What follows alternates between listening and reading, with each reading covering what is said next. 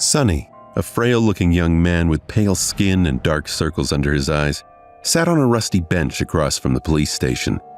He cradled a cup of coffee in his hands, not the cheap synthetic type that slum rats like him usually had access to, but the real deal. It was a cup of plant-based coffee, usually available only to higher-ranked citizens, and it had cost most of his savings.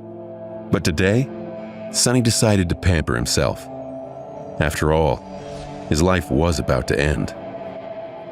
Enjoying the warmth of the luxurious drink, he raised the cup and savored the aroma. Then, tentatively, he took a small sip and immediately grimaced. "Oh, it's so bitter!" Giving the cup of coffee an intense look, Sonny sighed and forced himself to drink some more. Bitter or not, he was determined to get his money's worth. Taste buds be damned. "I should have bought a piece of real meat instead. Who knew actual coffee is so disgusting? Well, it's going to keep me awake at least." He stared into the distance, dozing off, and then slapped himself in the face to wake up. "Ugh, what a ripoff!" Shaking his head and cursing, Sonny finished the coffee and stood up. Rich people living in this part of the city were rushing past the small park on their way to work, staring at him with strange expressions. Looking haggard in his cheap clothes, eyes heavy and bagged from lack of sleep, pallid skin, his frame unhealthily thin, Sonny was indeed out of place here. He tossed the cup into a garbage bin. The cup missed the bin by a wide margin and fell on the ground. Sonny rolled his eyes in exasperation, walked over, and picked it up before carefully putting it in the trash. Then, with a slight grin, he crossed the street and entered the police station. Inside, a tired-looking officer gave him a quick glance and frowned with obvious distaste. "Are you lost, boy?" Sonny looked around with curiosity, noting reinforced armor plates on the walls and poorly hidden turret nests in the ceiling.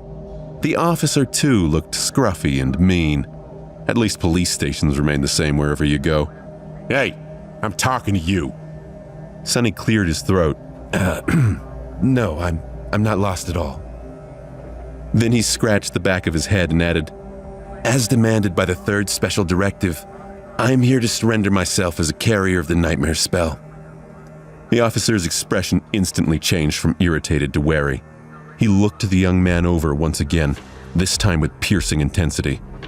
"Are you sure you're infected? When did you start showing symptoms?" Sonny shrugged. "A week ago?" The officer became visibly paler. "Shit." Then, with a hurried motion, he pressed a button on his terminal and bellowed, "Attention! Code black in the lobby. I repeat, code black."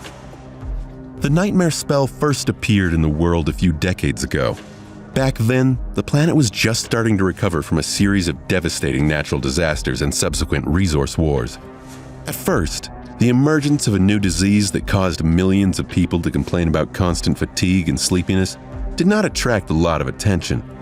But when they started to fall into an unnatural slumber with no sign of waking up even days later, governments finally panicked. Of course, by then, it was already too late. Not that an early response could have made any difference.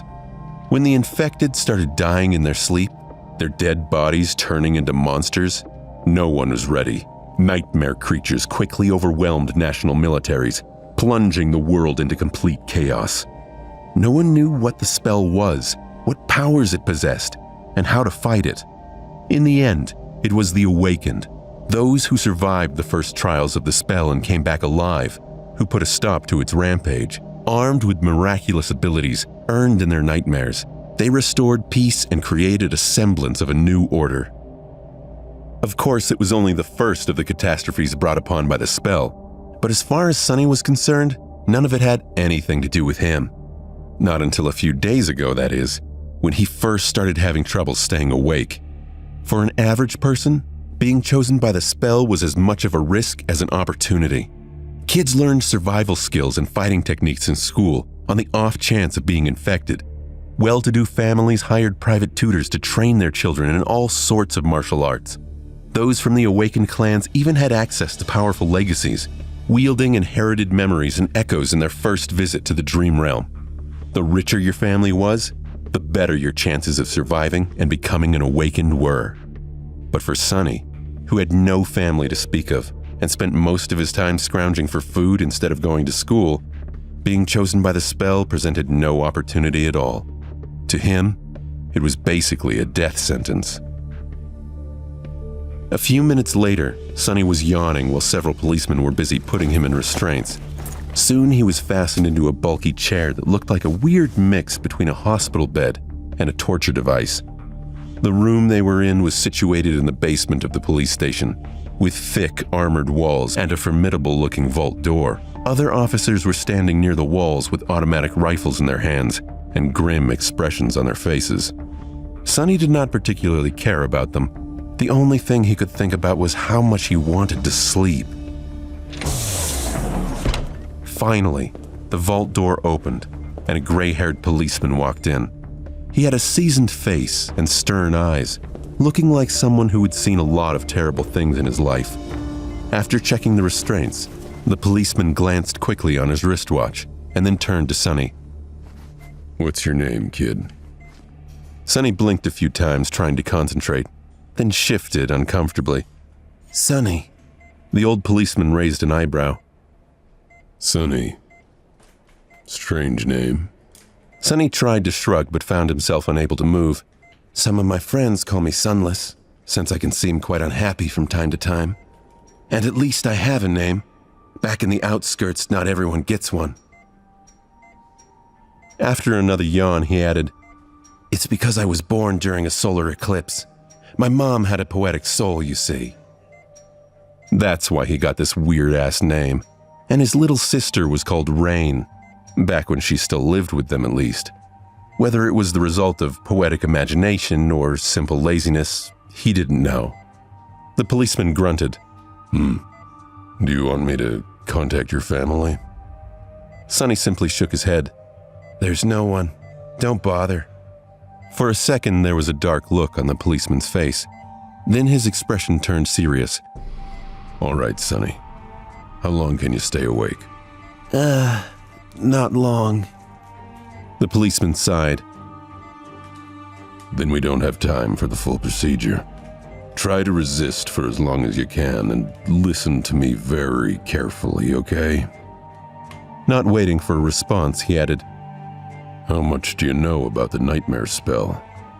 Sonny gave him a questioning look. "As much as anyone, I guess. Who doesn't know about the spell?" "Not the fancy stuff you see in dramas and hear in the propaganda broadcasts.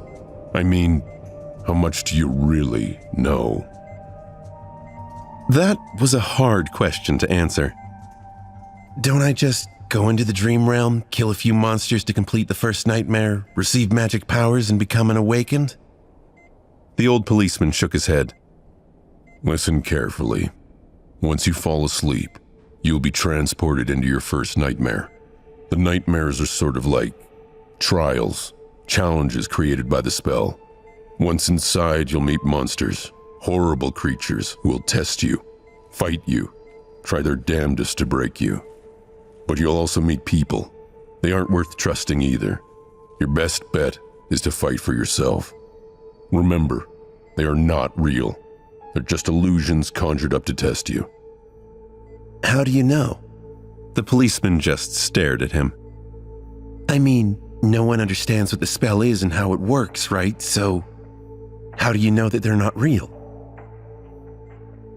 "You might have to kill them, kid. So, do yourself a favor and just think about them as illusions." "Oh." The old policeman waited for a second, then nodded and continued. "A lot of things about the first nightmare depend on luck. Generally, it shouldn't be overwhelmingly hard. The situation you're in, the tools you have at your disposal, and the creatures you have to defeat should be within the range of your abilities at least. After all, the spell sets up trials, not executions. You're a bit disadvantaged due to, your circumstances. But kids from the outskirts are tough. Don't give up on yourself."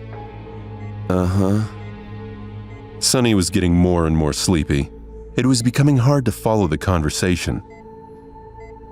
"About those magic powers you mentioned, You will indeed receive them if you survive until the end of the nightmare.